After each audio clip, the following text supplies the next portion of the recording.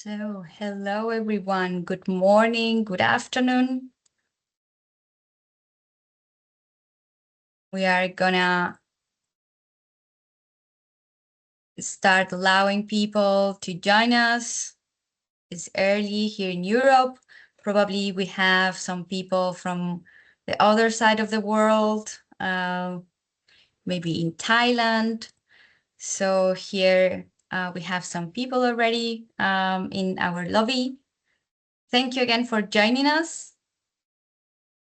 We're gonna give it a couple of seconds for everyone to join. And then we can start. There you go. Very good.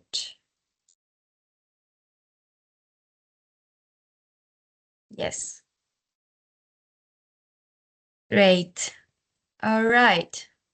So thank you again for everyone for joining us. This is a very nice moment for the project, for the European Network of LRTs. We are very happy to have you here in this third edition of the webinar. We want to thank everyone that's joining us so far. I'm also gonna start meeting everyone. Hi, Joanna. There you go. Perfect. Amazing. So thank you again. This is the third edition, as I was mentioning before. This third edition of the European Network of LRTs is part of the ClimateFit project, which is an European project. So we are trying to bridge the gap between the adaptation finance and that there is the adaptation finance, and this third edition is going to focus on how to make adaptation bankable, how to use these innovative instruments, governance and practitioners that can lead us towards the goal of closing this gap. Without further ado, and to have a better understanding and to set the scene, I welcome Renata Haseth. She's a vice president in Bankers Without Boundaries. She's been working in adaptation projects, and here we are. Thank you again for joining us, and the floor is yours, Renata. Thank you so much, Laura. First of all, thank you for having me here today. My name is Renata Haseth, as Laura said, and I work in BWB, and we work on climate adaptation in several ways. I think two of the more interesting projects we're working on for you are Net Zero Cities and MIP4Adapt. So we work there with cities and regions in Europe on trying to get their climate adaptation projects financed. And maybe a little bit of background to understand where I'm coming from. BWB was set up by people who at the time were working in investment banking, and they wanted to make an impact with the skill sets that they have learned in investment banking, but then for more, of course, environmental projects. So that's how the company started, and or the organization. We're a nonprofit, and everyone who has been hired since also has that same background. So I also come from the private sector, and our idea is to try to get more private money into these environmental projects for municipalities and regions, etc., and also countries. We also work outside of Europe, but I think most of the things I'll be talking about today are a bit more European. And I wanted to do an introduction a bit to the topic of why we find it so difficult to get climate adaptation projects funded, and what we have seen from our experience, what the reason is. Because I think it's a bit more complex than just either there's no money, that's not true, or there are no projects, that's not true either. I think there's a bit of the context that gets lost into translation between the project promoters, so the municipalities, for example, and the investors. I think there's very different languages that people speak if you apply for a grant or if you actually want to get private money into a project. It's a very different way of speaking, and there's very different information needed. And there's a lot there that gets lost in translation that if we clear that up, I think it would be easier to get more money flowing into climate adaptation projects. And yeah, hopefully with time we can of course get there. I think right now, global of the adaptation finance, about 10% only goes into adaptation. And the private sector could provide a lot more money. We know that there's just not enough public money to cover everything, and we don't expect there to be. But we could get pension funds, insurance companies, who all have benefits to get from climate adaptation to invest more. Asset managers, but also, of course, impact investors and just smaller investors. And we're speaking to them to try to understand from their side and also from our experience working in the private sector, what needs to change for them to be more comfortable to invest more. And another way of asking that question is a bit, what are bankable projects for them? And I think we saw a few things that are important for projects to have. I think one of them is they need to have some kind of even either a revenue or a saving stream. So are you producing income? Is there a way that is somebody paying for the service, and can that money flow through, or are you making sure that costs are avoided? And most adaptation projects do either one of those two. Most do the cost savings, but you also have creative ways of getting some revenues from these projects, and that should always really be looked at. Secondly, who is the one that's owing the investor money, and is this a credit-worthy payer? So to make sure, is it the municipality? Is it a publicly owned company? Who is it? And how can you make sure that the investor's comfortable that you're credit-worthy and will repay the money that they are lending to you? The third one is risk, and is the risk allocated correctly, and is it priced correctly? And I think this is where adaptation can be very complex, because a lot of adaptation projects, it's not always very clear who benefits, or a lot of people benefit. If a flooding does not happen, a lot of people can save money, and the public sector saves money, private households save money. How are we making sure that all this is allocated correctly and we are pricing it incorrectly, that the right beneficiaries will benefit from this, and that is very clear, and that the return is risk adjusted. So it doesn't need to be a very high return, but it needs to be an adequate return for the risk that the investor is taking. And then lastly, scale. I think a lot of the projects we see tend to be on the smaller side. It's not a deal breaker, but we need to make sure that we have investors who can put the time in for the smaller projects, maybe not reach out to the big asset managers, because it becomes very costly for them to do the analysis for only, let's say, 100,000 euros. How can we make sure we approach the right people that do think it's that can afford to look at these projects, or should we bundle these projects together to make sure that it's more worth investors' time? I think those things we have seen quite a bit. Um, for adaptation, I think everyone knows, compared to mitigation, it's just a little bit harder to cover some of these points. If you have a mitigation project, if you have a solar farm, it's very clear what you're selling. You're selling the megawatt hours, somebody pays for the electricity, and the revenue is just built into the product. But for adaptation, you're paying for a lot of times you're paying for damage that does not happen because of what you've done. You pay for heat wave that do not happen, people that don't die. But how are you gonna make sure that people want to pay for something that does not happen? And you cannot guarantee them that it would have happened. So it is normal, I think, in the sense that it is a more complex topic than mitigation, and it shouldn't discourage us in any way because it's harder. We should yeah, we just need to make sure that the economic value of things that don't happen are very well measured. And I think working with good economists would help here as well, and for municipalities to really understand how you can do that. We are not economists, we are financiers, but there are a lot of economists, a lot of academics that can really put a number on these things very well. And insurance companies, I think, are very, of course, very good at this. This is their business. So that's also a counterparty that's very interesting to work with on these kind of topics.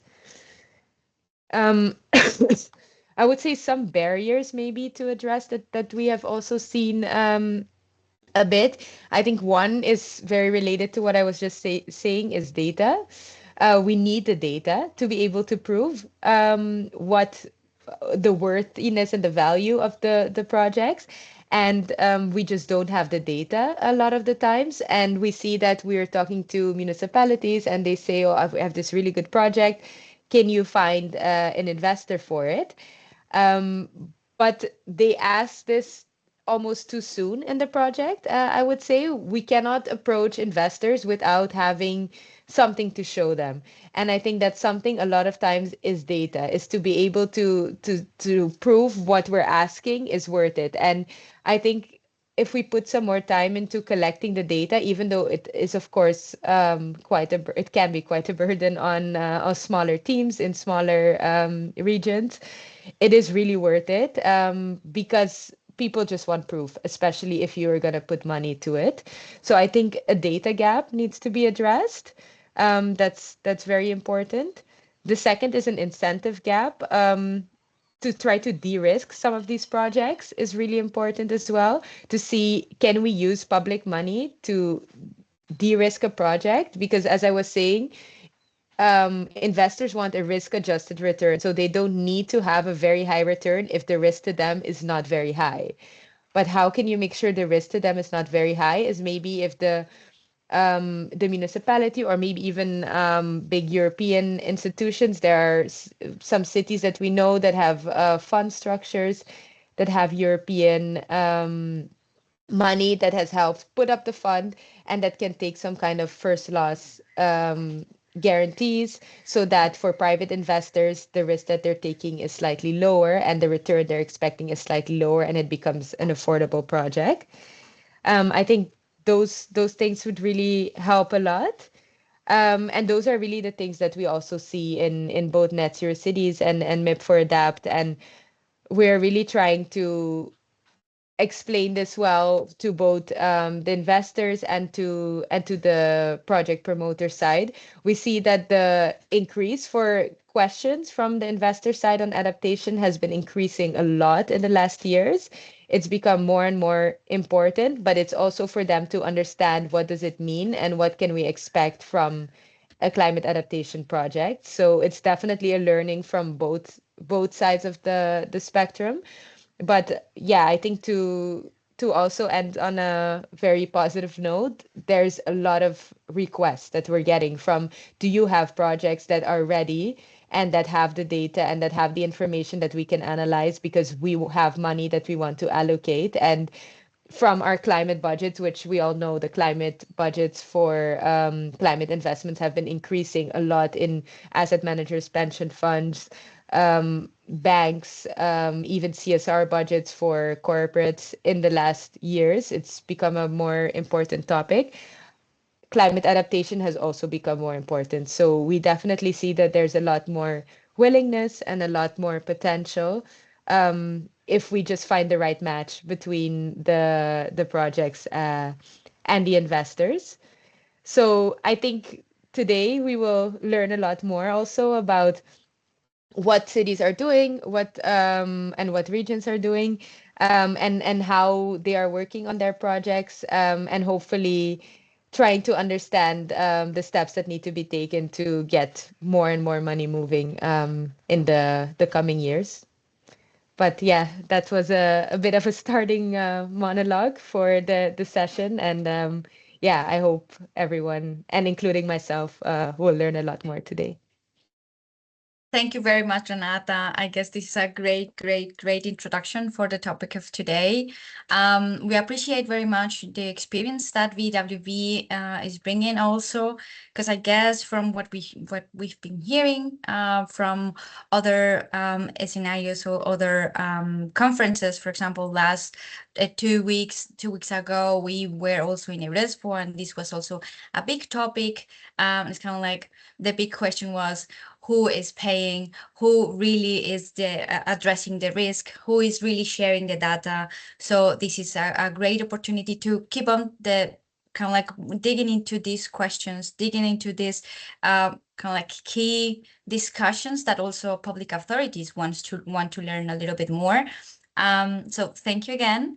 And I don't see any questions in the Q&A option or the chat. So I also invite now all the attendees, viewers, that also share your questions there. We are going to have in the middle of our webinar one section where we are going to address some of the questions that raise upon the webinar. So please, we invite you to be active as well in this Q&A or later in a Slido that we are going to have. But for the moment, I thank you again, Renata, your participation of today's webinar. And now is the moment of hearing the city's experience and the territory.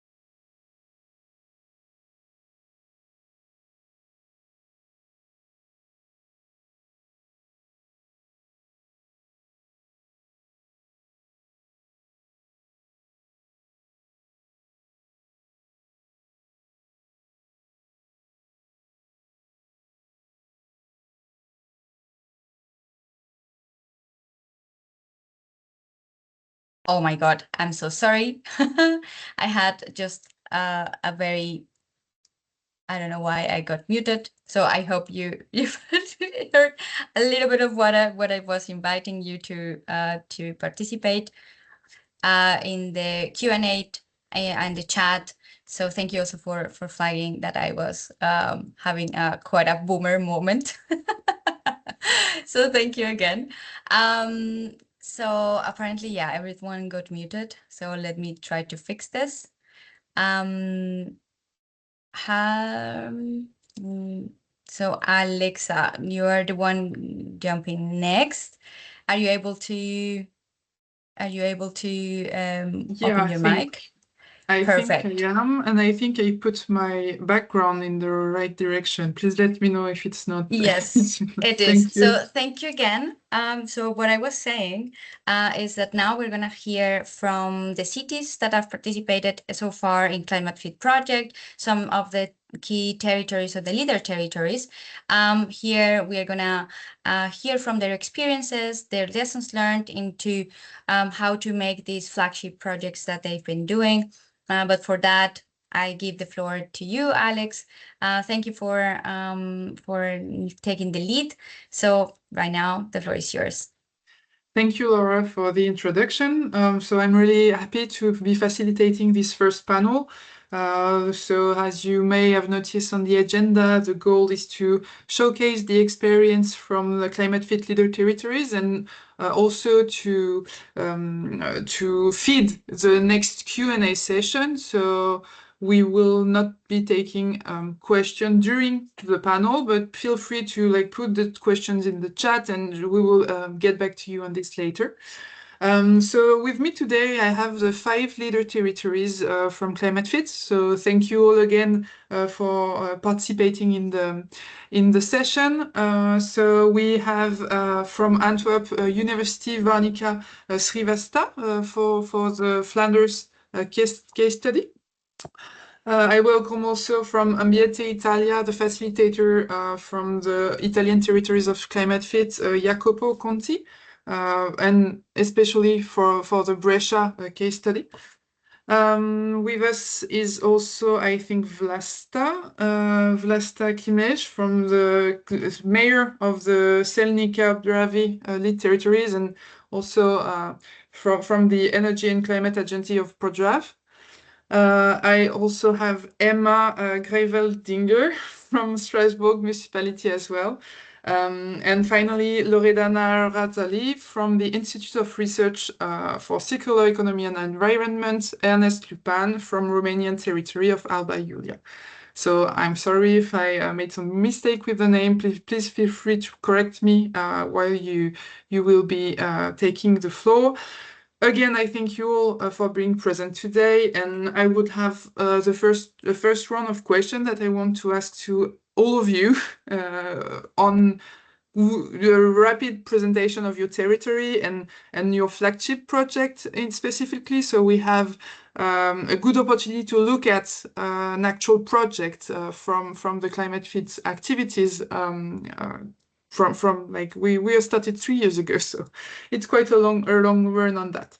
So if you're okay with that, I will start with the Flanders region. Varnika, if you want to go ahead, thank you all. And I think you can share your screen if you have a presentation. Don't hesitate to do that. Thank you. Okay, thank you. For the first part, I'll just speak instead of sharing my screen to give an overview of the project. So the project of Flanders is called Leuven 2050, and it is an urban climate adaptation project that is focused on water management, green infrastructure, and public health benefits.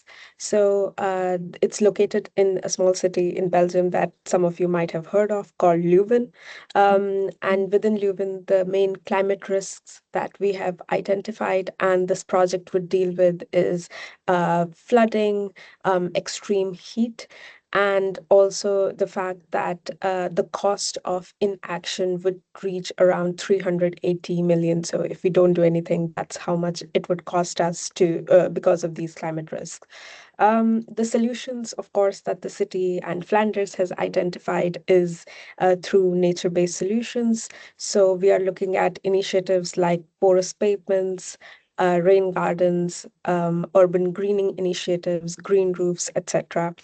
Within this project, it's implemented in 2 phases, and the first phase will be finished by 2030, so quite soon, and then the long-term operation will be through 2050.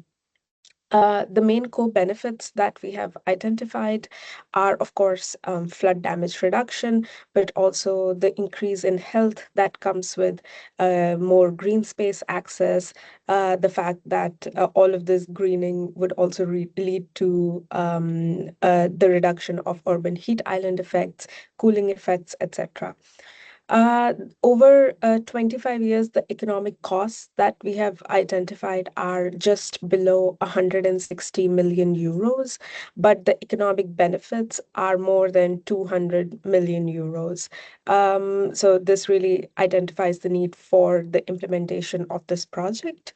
I'll just very briefly, due to the interest of time, I'll very, very briefly touch on some of the risks and barriers that we have identified in the project, which is, of course, much of the funding of the project is dependent on the city securing a loan from EIB.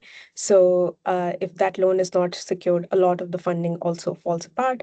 There are certain implementation risks that we are aware of and would probably become more relevant a bit later regarding things like staff turnover, permitting delays, supply chain disruption, and of course, various stakeholder and political risks that come with political cycles or political will, community resistance, etc. And that's it from me. Thank you, Varnika. It was really exactly what we were looking for. So thank you for this presentation. As I say, don't hesitate to ask some question in the chat for later if you need more details on all this. And I strongly encourage you to consult all the deliverables that will be available in the future within the ClimateFit project to learn more about all this. Then I will give the floor maybe to Jacopo, if you want to go ahead with the short presentation of the territory and flagship project, please. Thank you, Alex. So the territory is Brescia, which is a city of almost 200,000 residents in the northern part of Italy, between the Prealps and the Po Valley, which is one of the most polluted areas in Europe.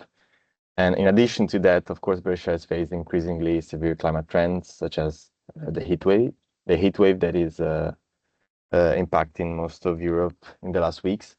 So for this reason, the city has been placing a strong emphasis on nature-based solutions in the past years, approving different strategies and plans. So the selected flagship project is an afforestation initiative that aims to create 24 hectares of forest. It's actually a green belt. It has the shape of a green belt in a peri-urban area that would build upon an existing 19 hectares that are already in place. This belt would serve multiple purposes because it would shield the residential neighborhoods from an existing high-speed road. And doing so, it would enhance ecological corridors and biodiversity by creating a connection between existing green areas, integrating new accessible green spaces into the urban network. So the benefits would be on air pollution, public health, and land resilience. The project is worth 6 million, that include 1.5 million that would be used for the acquisition of the private lands that the area is made of. At the moment, we are trying to figure out how to avoid this cost by proposing, for instance, agreements or incentives to the owners. The economic benefits are under review. At the moment, we used existing methodologies that the city had used before, but at the moment we are using also a lot of assumptions. But just to give you an idea, the area, so the 24 hectares would provide benefits of around 300,000 euros every year. If we include the total area, so including also the existing 19 hectares, the figure would go up to 500,000 euros every year, including CO2 sequestration, oxygen production, recreation, and so on. As for the risk, as Varnika said, also in Brescia, there is an existing political risk which might affect the project implementation, as it is, let's say, not very visible project that doesn't impact the image of the city center. So it needs a strong endorsement to be implemented and pursued. Thank you, Jacopo, for your sharing all those information. Here already a lot of things that will be, I think, explained in more details in the second part of the panel about the challenges. So please keep in mind that we will be talking about that afterwards. Then Vlasta, if you want to go ahead with Selnika. I don't know if she's there. Or if not, I will just call. Yes. Yeah, sorry, I can't see you. Other way, we can go ahead with maybe Loredana, if you want to go ahead, and we'll see if Vlasta is joining us afterwards. Yes, sure. I hope you can hear me. Thank you. Yeah. Okay, wonderful. So I will talk about Alba Iulia flagship project about the Sponge City. So just to provide you a few key elements of the city, it's a medium-sized Romanian city with a fast urban expansion, as many cities in Europe at the moment, and with a lot of increase in permeable surfaces and growing pressure on stormwater and drainage infrastructure. This is one of the main issues that we face in Alba Iulia at the moment. And the main climate risk is urban flooding from heavy rainfall, stormwater overload, heat waves, urban heat island effect, and reduced water infiltration. So these are the main challenges that we face in the city. And the project that we propose is the sponge city of Alba Iulia, that is a pilot for urban resilience, located in a specific area that face many of those problems that I already mentioned.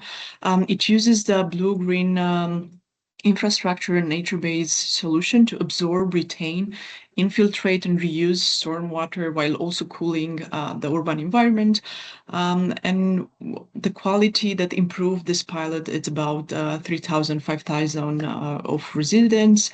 And also we do manage to have some specific KPI using the indicators that we already receive and the strategies that we had from Alba Iulia from the last 20 years.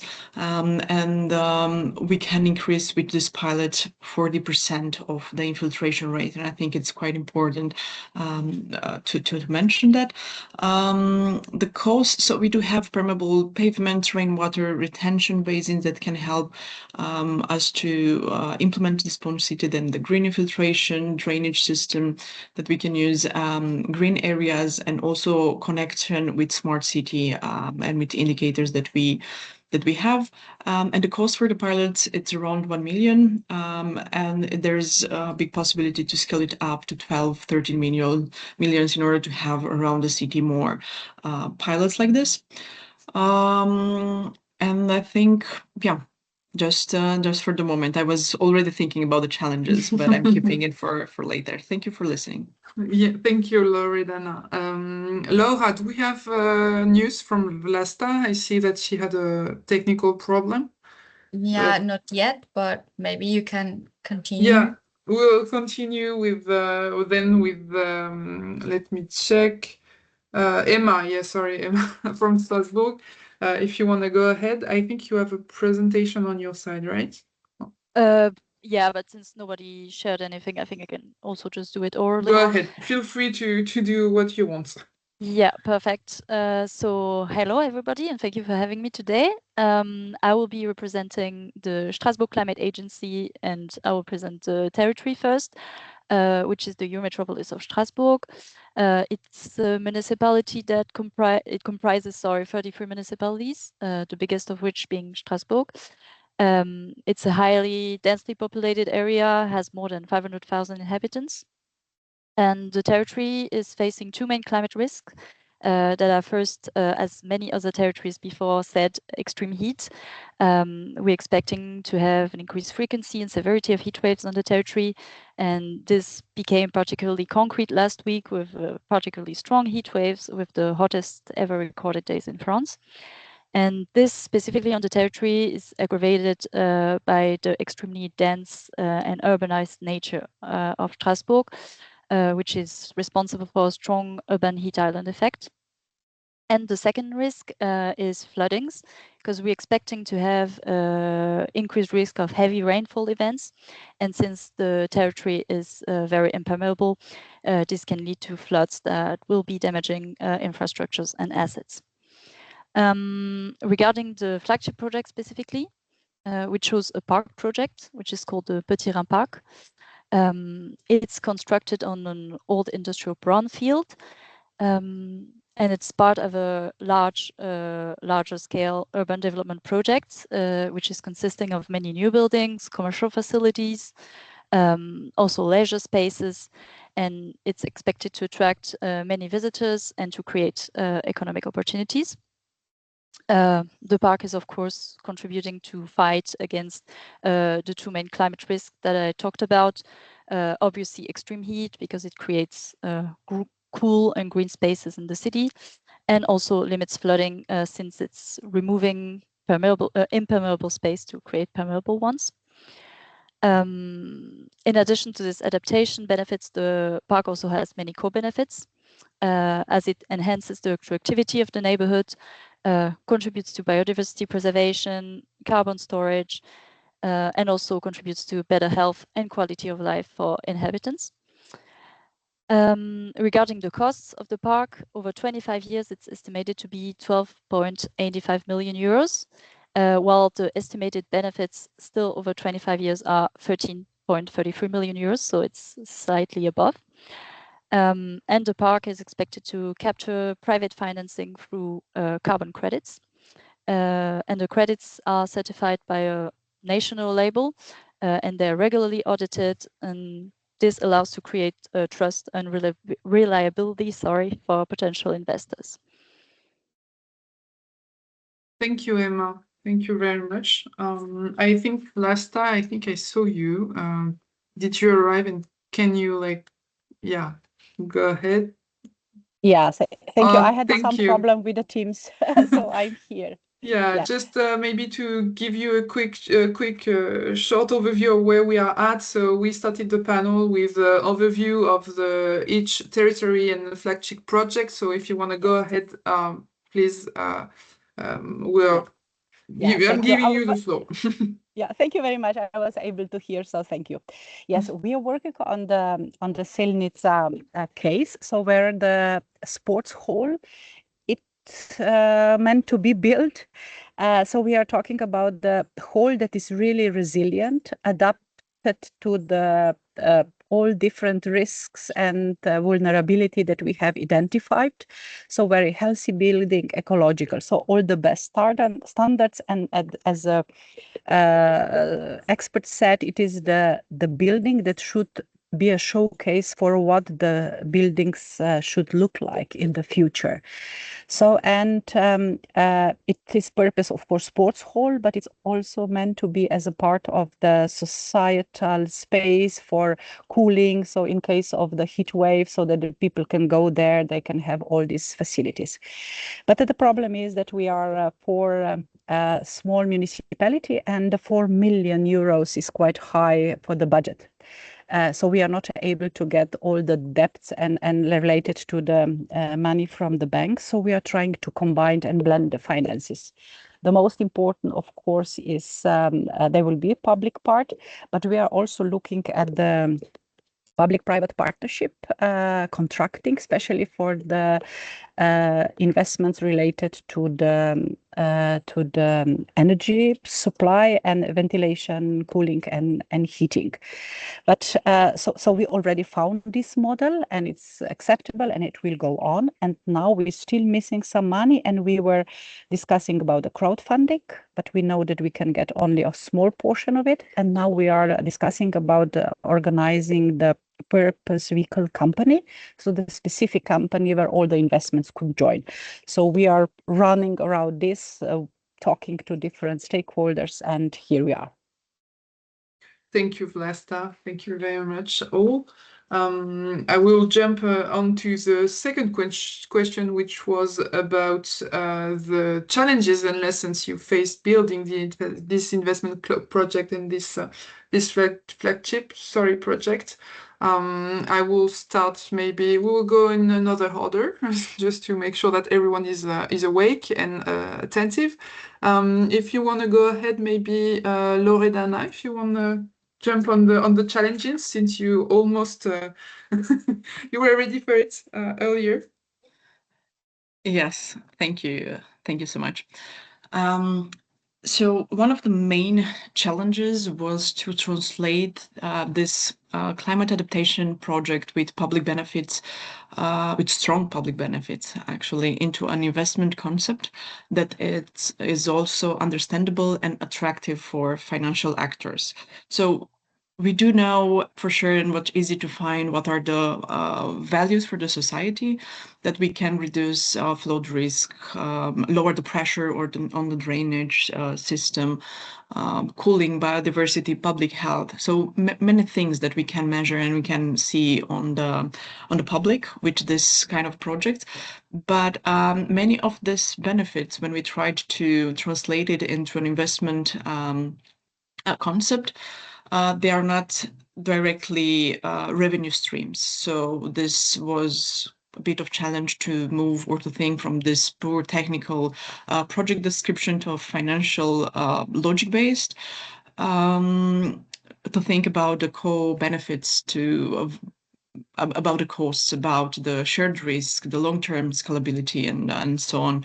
So this was the main one, and also to make sure that we can align different actors from municipality, banks, SMEs, household contractors. So to have everyone involved and to make sure that everyone sees the benefits and believe in this project.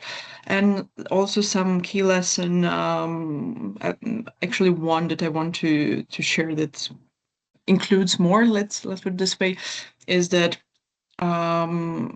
I think it's important to start with pilot that is small enough in order to be implemented or to be easier to find finances in order to make it happen, but to be really structured from the beginning in order to be possible to, from the beginning, to think about how to scale it up and to make it an investment case. So this project would be not only describing the infrastructure, but also to show who benefits, what kind of value it's created, how benefits can be measured, and what kind of KPIs we can have, how risk is shared, and how the model can be replicated.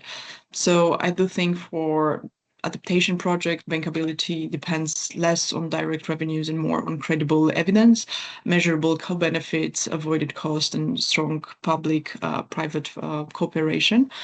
And I do think those are the ones that can be seen as key points.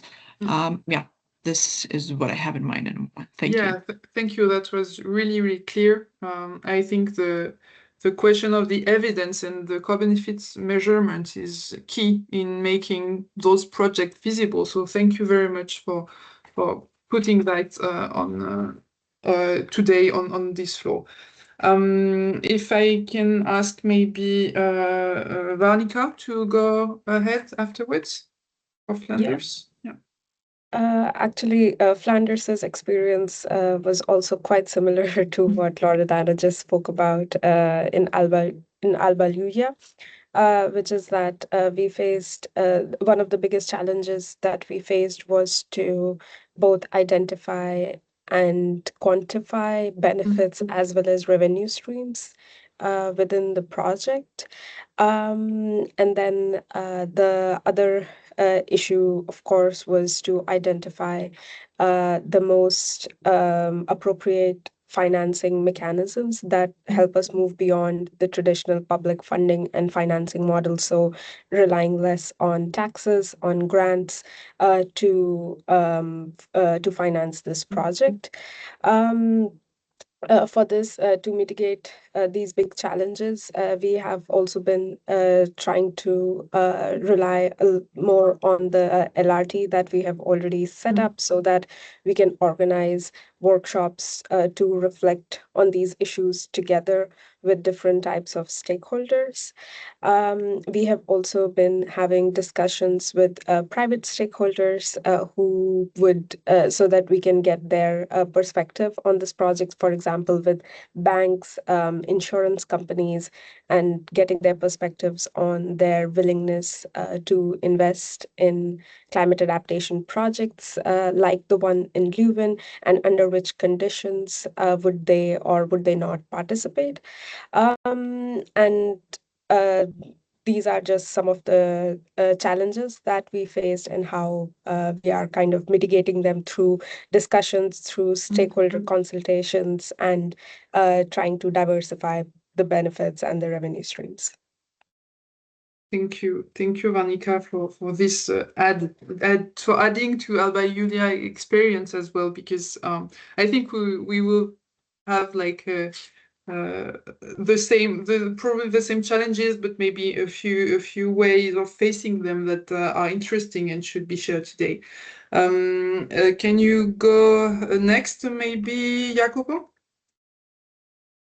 Yes, and I'll try to avoid repeating what was said, because all the things that were shared are happening in Brescia as well.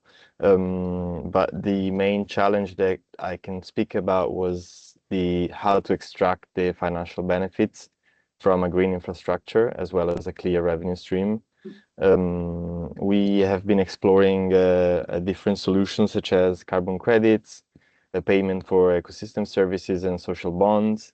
And as I mentioned before, the usufruct agreements that can lower the capital cost by avoiding the cost of private land. But in all these cases, it's really challenging to find the right figures and the right metrics to show to external stakeholders. A key lesson that I'd like to share is I want to stress the importance of governance at different stages and at different levels. So what I mean for governance is both within the administration, because we are talking about innovation, and so the design of a new innovative financial structure needs a strong internal endorsement and internal governance, as well as a clear political mandate. Otherwise, it risks being abandoned and not pursued until the end. But also governance in terms of the network that we are trying to build to make the financial structure work. Special purpose vehicles were mentioned, and these are, at least for the Italian context, quite innovative when it comes to financing adaptation. So finding the right entities, the right organization, and the right partnership is really key. But on this topic, I'd also like to share a positive lesson, let's say, that we learned throughout all the activities of stakeholder engagement that we've been carrying out in the Brescia's context. And what we realized talking to different stakeholders is that private actors that have a connection with the local community are willing to participate to urban regeneration and to urban adaptation. So it's a matter of activating, let's say, and leveraging the existing network and defining really clearly what the PA role can be, what are the needs, and what are the expectations. And you might find that also in your local context there are already actors that are willing to pursue the same objectives that you as a public authority are pursuing. So that's a key lesson that I wanted to share. Thank you so much for that. I think we are now seeing like what are the main mitigation measure on how to make those flagship projects feasible, which is basically to talk to the stakeholders that are around there and create the good condition for everyone to be able to express themselves, their needs. And I would like to ask maybe Vlasta if you had a similar lesson or something different. We welcome as well something a bit different. Yeah, I won't repeat because we faced the similar situation as already explained, but I will add the two that are maybe specific to this, the countries that form and been socialist and communist country. So we have not developed this financing mechanisms as scheme as a society that there are any other money than public. So we have two challenges. So we have underdeveloped the bank sector because we are small and we have not put a lot of efforts. So we don't have very active bank that would really work towards the innovative solution, showing the authorities what is possible or searching together with the authorities. But on the other side, we have very old-fashioned authorities. So they are only relying on public budgets, only on public money, like cohesion fund. We have a lot of money, we have others. And they have no legislation, they have no experience, and they have no knowledge to develop the new solutions.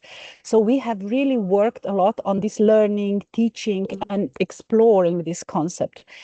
And there is another challenge. It is this multi-level governance. For example, like we have identified very positive health issue within the new building, but we already monetarized these benefits. But because the health issue are under the national umbrella of financing and also of making the benefits of the good health of the society are the financial benefits of the national level. So we face that the local level really see the benefits, and we can monetize them in the paper, but in reality, this financial flow or somehow economic value can never be added to our budget. So we face this multi-level governance between different issues, and we also put a lot of effort in this cooperation. So I would say cooperation with all stakeholders is crucial, and also getting this new knowledge all the time that people can then they can dare do something a little bit different and step out of this comfort zone, just say, if there is no public money, we are not able to do it. Oh, that's really strong. Thank you, Vlasta, for sharing all this. I think it adds a lot of perspective on how to make things feasible and how to share knowledge to make sure that you can have stakeholders engaging in those topics and feeling confident and legitimized by all this. To conclude, I think, Emma, if you want to go ahead and share Strasbourg perspective. Thank you.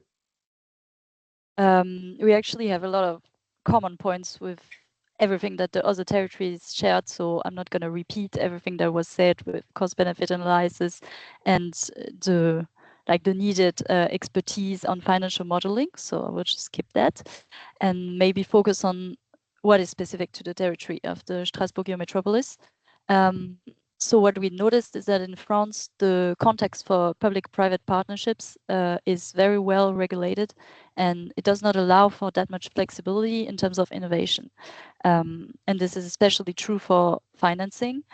So for municipalities, the increase in debt still remains a very big concern, and it's carrying substantial political risk, and therefore municipalities are not that prone to taking additional debt or loans. So this is one of the big challenges we faced to getting private funding and financing for adaptation projects. And also in the case of a flagship project, what we noticed is that the governance structure is already set. It was already previously chosen by the EU metropolis. And therefore, we really need to identify what incentive mechanism can be implemented within this constraint framework, since it's not possible to create a new special purpose vehicle for this project. And regarding the lessons learned, what we learned for our park project, since it's a nature-based solution project, it's public good. It's very hard because the benefits are not directly to FIEs, but more to other stakeholders. So what we learned is that it should be considered on a broader scale and not as an isolated project. So in our case, it's part of a larger urban development project, and it creates a lot of benefits for other stakeholders at the scale of this urban project, especially for local businesses and real estate developers. And this broader perspective is what will allow us to find alternative value capture mechanism to convert the benefits into returns for FIEs. Also, as I talked about before, the governance structure is key to understand and to find a governance structure that is allowing FIEs to participate into the project's financing. And right now we're doing extensive research to better understand the different implications of various governance structures. And finally, I would say it is key to strengthen the dialogue between local public authorities and FIEs to be able to understand the expectation of financial actors, what kind of information they're looking for when wanting to invest into a project. And that will be the focus of the next LRT session that we will organize after summer. Thank you very much, Emma.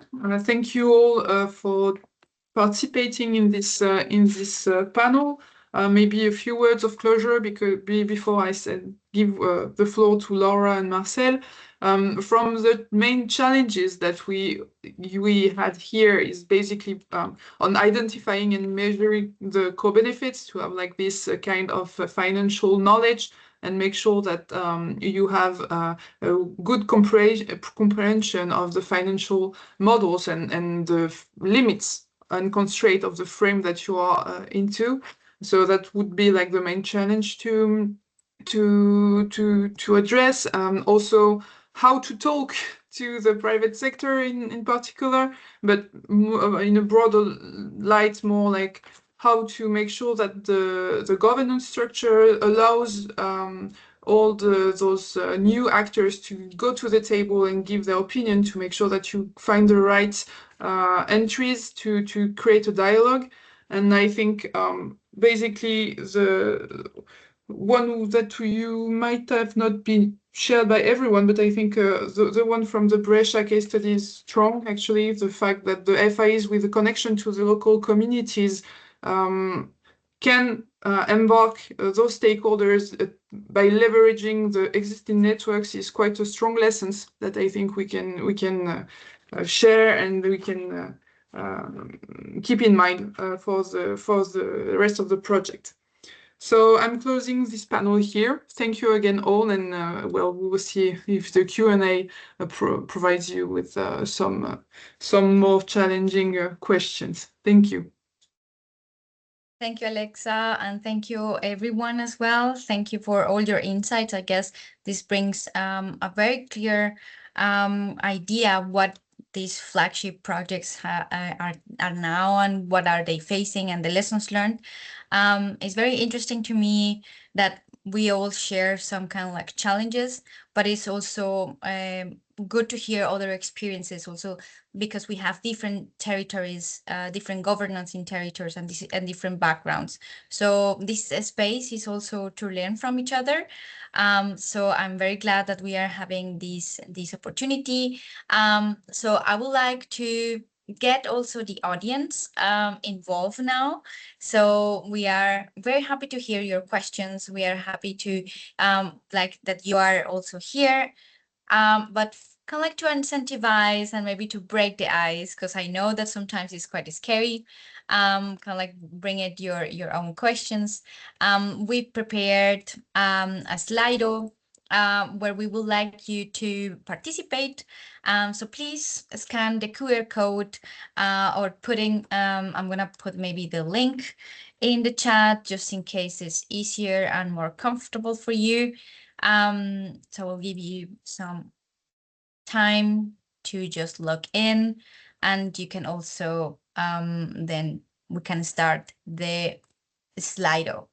So here you have still the QR code and the code here, the hashtag. But to start with the poll and kind of like this interaction. First question is, considering the previous panel, so everyone that you heard from the 5 territories, what do you think is the main reason adaptation projects struggle to attract finance? So in your opinion, what are the challenges?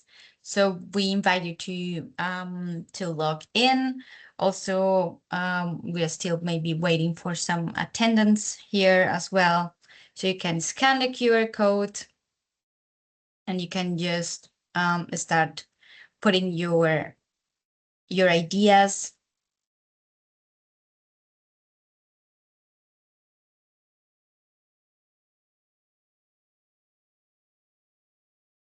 So here we have lack of data. So something that we heard also before, monetizing benefits beyond paper. Lack of a common language between public and private sectors. That's very important. Also, we are going to hear from some experts. Here we have some likes from here. I'm going to also like this one. Very good. Very hard to find incentive mechanisms, I suppose, that fit to the project or governance. No more public money. Monetizing benefits. Multi-level governance. Yes, exactly. Then we have translate public good benefits into financial flows. Underestimating the cost of inactions. That's very, very important. And that is actually one of the topics that we've heard in Euresco as well, as mentioned before, that something that came up. Monetizing benefits as well. So we have some, like some inputs again to the monetizing benefits. So benefits here is kind of like one of the big questions mark. How, like, what are the benefits that our projects can offer or can have? So moving on, and the knowledge, definitely knowledge sharing. Thank you again. So let's move into the next question. When do you think when do you think about financial institutions, what is the first word that comes to your mind? So when you think, and maybe you are an expert, but maybe you are also not, you are also learning, as many of us, what is this financial for adaptation? What does it mean? So what is the word that comes to your mind when we are talking about the financial institutions? Yes, money, banks. Very good. We have loans, profit, investments, profit. Very good, very good. We have some, there you go. Banks, profit is coming again. Very good. What else comes to your mind? Banks. I guess this minute is money. So there you go. So yeah, financial institutions, then we are associating pretty much to banks, no? Like what traditionally are the ones that are holding our maybe salaries, our savings, and how, of course, that is basically what we are kind of like facing this imaginative perception of what are those or who are these actors.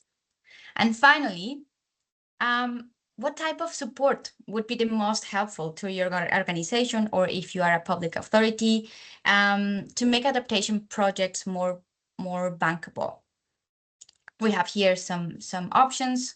So we have guidance on financing opportunities, guidance for support for development investment, better collaboration with financial institutions, capacity building, and technical assistance. Here we have like some responses. Wow, this is very diverse. Better collaboration with financial institutions. Very good, with a 40%. We have also the support on, incentive mechanisms and policy support is the second most voted. Now we have 30-30. Well, very good, very dynamic. Very good, thank you.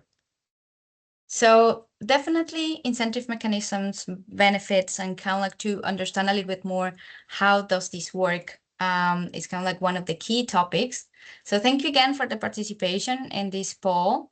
And also I would like to give you the floor in case everyone or someone has a chat in the chat, and put in the chat any question also to the territories. Meanwhile, we're going to transition slowly into the second part of our webinar, the final part, where we are going to learn a little bit more from financial institutions and from experts that are working with these actors. So for this second panel, I'm very happy to have to help us to understand how these how and who and how they interact with public authorities, for example, in the CLIMATEFIT project, but also to sharing from their own experience and their own research. We have Stefana Giroux and Liana Mirea from FREE. We have also Mia Tzu from LCI. So we are very happy to have you here. So I would like first to understand a little bit more from the perspective of the financial and investment entities, what makes adaptation project attractive and credible enough to engage with. So for example, what are the key requirements or expectations that public authorities should be aware of when developing adaptation projects? So Liana, can you maybe elaborate a little bit more, give us a little bit of your understanding, and thank you again for being here. Sure, with pleasure. So first of all, I would just say that we should remember that financial institutions are not necessarily looking for perfect adaptation projects. They are looking for investable adaptation projects, for bankable, as we also call them, adaptation projects. Now, the question is excellent, and what makes an adaptation project attractive and credible is a very deep question, in fact. But to try to simplify a bit, I would say that first of all, we should avoid a misconception that financing would follow good intentions, because it doesn't. Financing only follows confidence. So what would give confidence to financiers? I think the first one would be a clear definition, a clear problem definition, because we shouldn't simply, project promoters should not simply say we have flooding, we have heat waves and whatever. They should also show what assets are exposed, and what would happen if nobody does anything. What would be the expected economic loss if adaptation is not started, adaptation project is not started. So adaptation, I think, starts with understanding the cost of inaction. Another thing that I would point out is that the outcomes should be measurable. So the outcomes of the project should be measured, therefore measurable. The project should show what difference would the investment make. It should demonstrate whether indeed for instance, the flood damages would be reduced, and how much. It should, and I know, I heard from everybody, from all the project promoters, from all the municipalities, that this is a real challenge. But this should, however, be put into figures as well, into some sort of figures as well. On the other hand, we should not focus only on costs. We should also focus on the benefits, of course. And I believe that benefits should also be made part of the so-called income of the project. How? It's a real challenge, but it should be at least endeavored. So from this one, we should understand that the adaptation benefits are difficult to monetize, but they should always be somehow measurable and measured. Biggest challenge, I agree. Oh, okay, then, no, I have more if I may. May I? Yes, please. Just one or two more things. The capacity to implement the project should be demonstrated also in the project. Whether the municipality, for instance, as we are speaking mainly of municipalities, can really deliver. And also the financial structure naturally should be showed. Who pays, who owns, who operates, and whatever. So because of course, if we have a brilliant project but without a clear financial structure, you cannot attract too many financiers to be interested. So I would also say that adaptation is not only an environmental agenda, and this should be kept in mind by both municipalities or other type of climate adaptation promoters, and also by financing parties. It is generally and increasingly an economic resilience agenda. So we should all be involved, and this should be made clear to financiers as well. Thank you. Amazing, Liliana. Thank you again. It's very nice to hear from an expert. What does it mean? What is this understanding from the financial entities? But now I would like to address this question to Stefano. We also throughout the project and also in another initiatives, we would like to know when these engagements should start. For example, working with financial institutions on these projects, is there an ideal moment for public authorities to begin interacting with financial actors?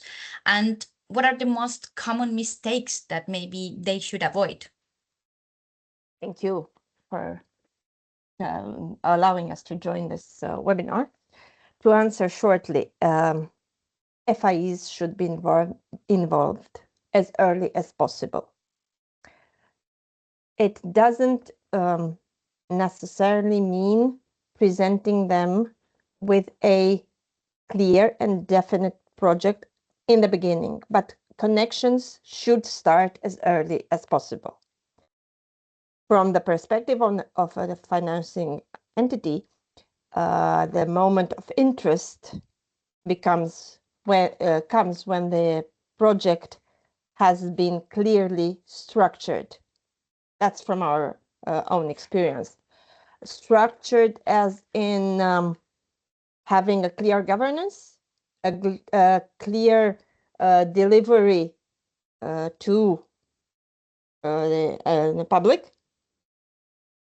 And as Liana said, a financial structure has been at least put into thought, put into design. And that's the moment when an FIE can come and say, well, this financial structure can or cannot work. And some common mistakes that can be avoided are not emphasizing enough the not only the costs but the economic importance of avoiding losses. And another mistake would be not to take into consideration the fact that public debt can mean more than just paying for assets in the project.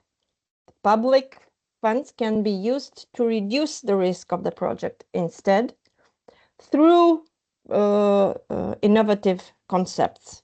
Maybe like Celnica is doing a PPP, a special purpose vehicle, or something, well, where public funds can be added and to provide guarantees that the project is happening, that the project is viable, that the project has a clear governance and a good monitoring structure and mechanism put in place.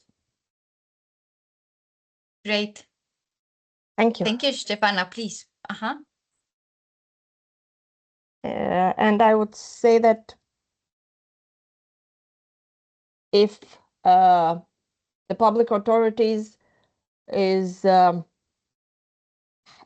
clearly presenting, as Jacopo said, a policy involvement, it can attract local FIEs that have something to offer, but don't know that the public authority is interested in getting in these adaptation projects. Thank you.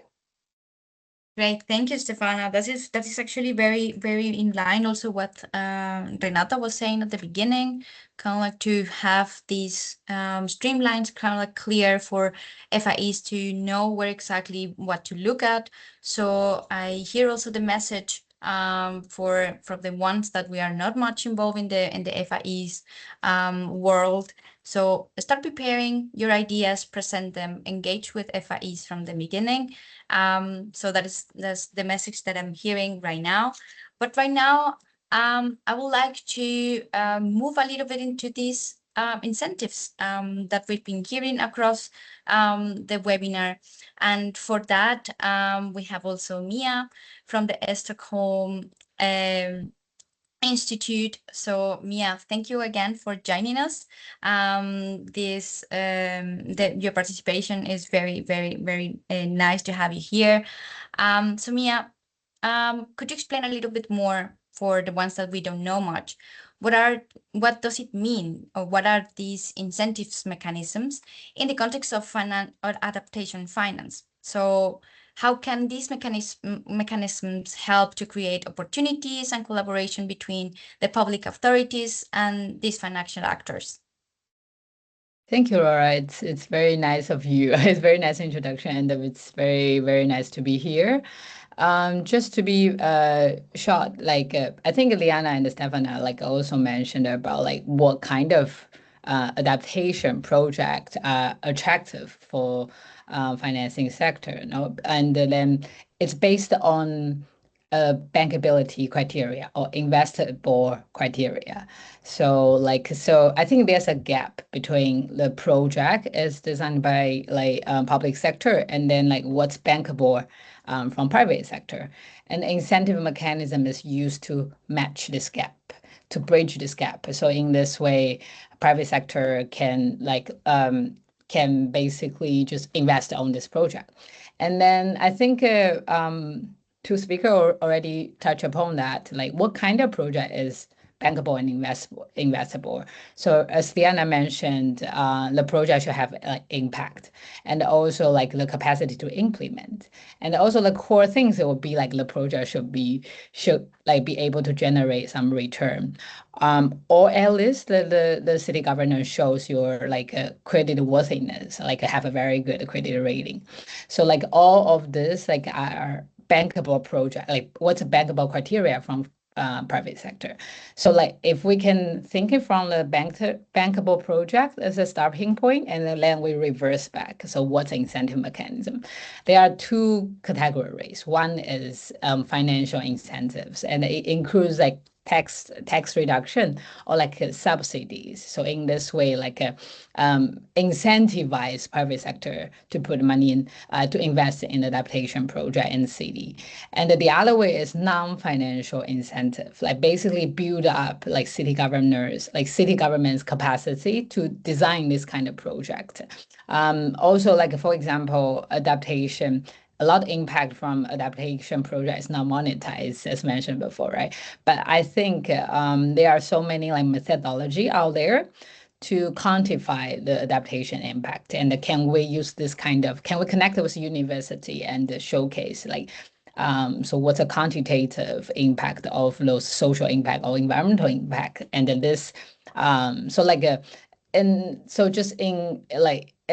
short, in summary, it's an incentive mechanism is to bridge the gap between the current adaptation project and the bankable adaptation project. Yeah. Great, thank you again. This is also very insightful, especially for the ones that we are not experts. So this helps us to understand a little bit more what are those, and for example, for public authorities that are also trying to understand what are those and how does it work. This is very helpful as well. Also some very interesting keywords that I would like to later kind of deep in a little bit, but I want to also to invite, making a small pause to the people, also put in the chat if you have questions or some questions for our panelists or for this topic. This is very interesting and it's a good opportunity to have experts in the room that maybe can address it. I would like to maybe have one for closing this plenary. I would like to also hear from you three. Based on your experience, what has worked best in strengthening this collaboration between the public authorities and the financial and investment entities, also from your perspective as free in Romania, or from the research that you've been doing, Mia, in the Stockholm institution in Thailand. Excuse me. So are there examples or key lessons that could help the locals or regional authorities to make adaptation projects more bankable, or to have this approach a little bit more clear to make those projects viable and, as Mia was saying, having impact and having a little bit more this capacity for implementation? So maybe Diana, would you like to share your experience?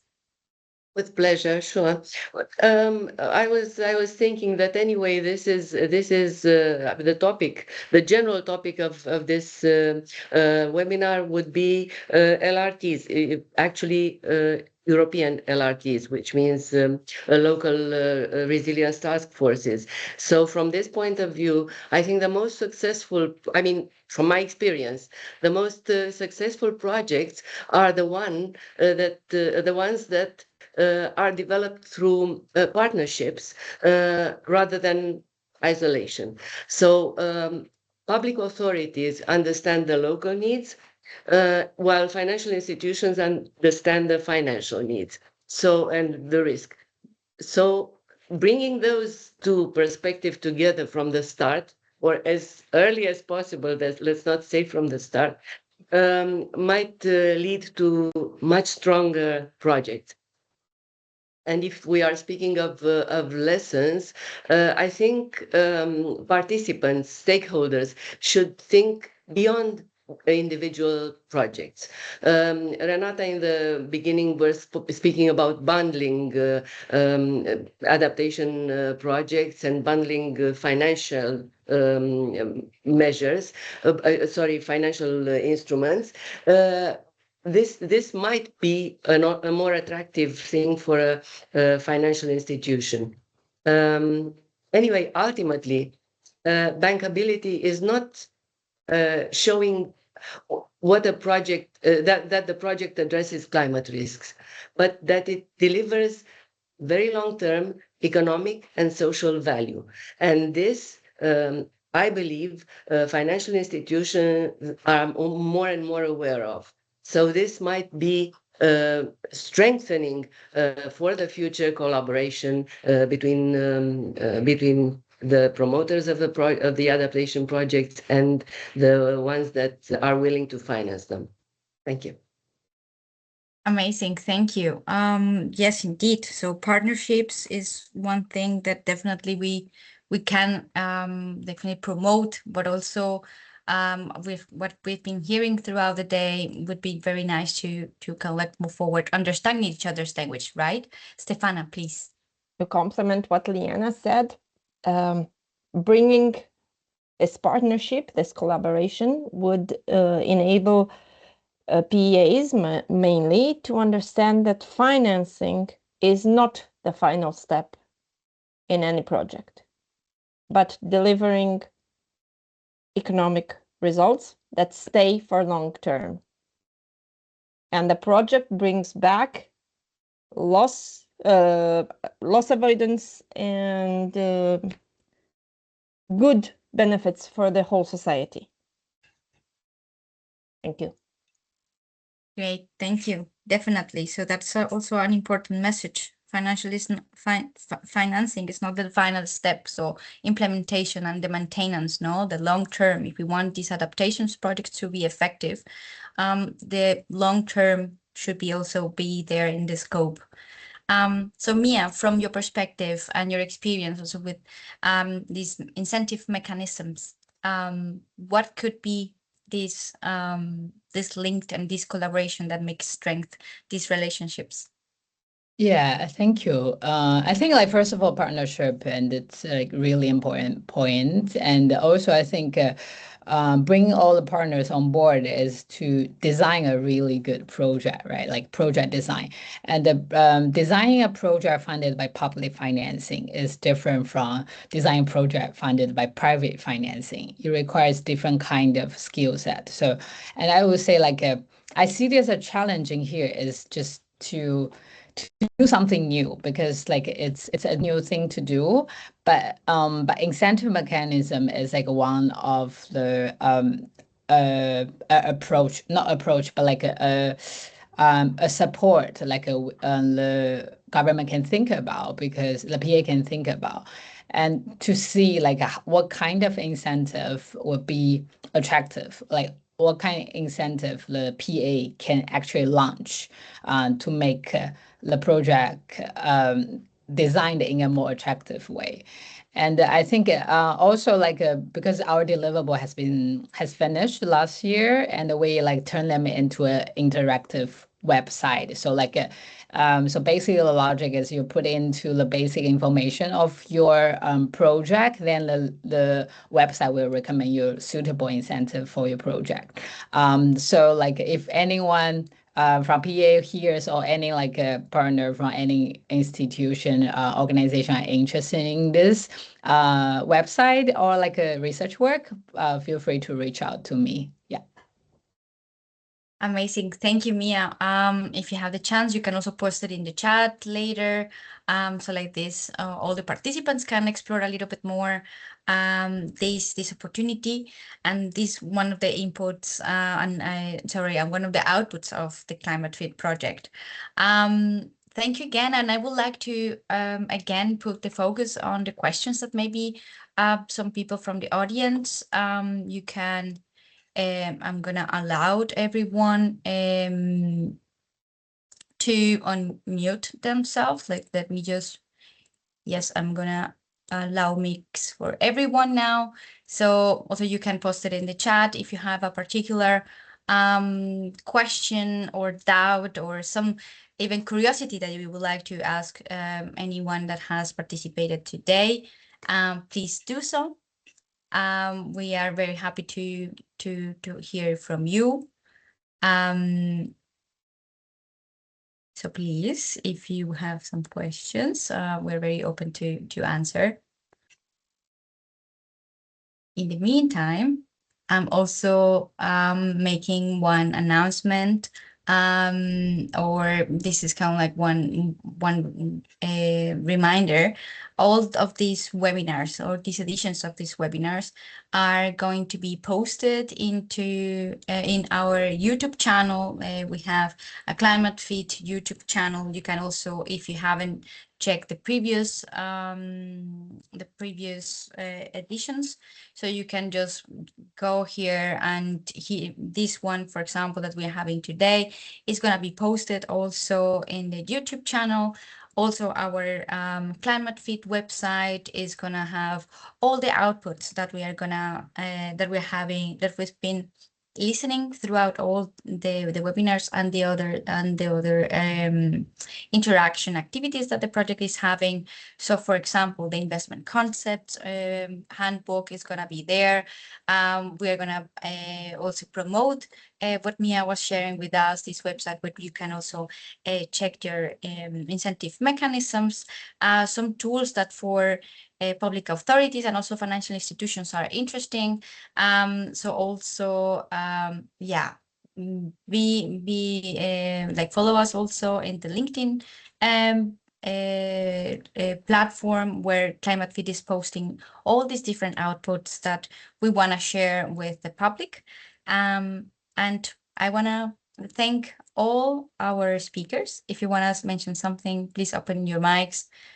We are very much thankful. Or if you want to have like some last invite, please do so.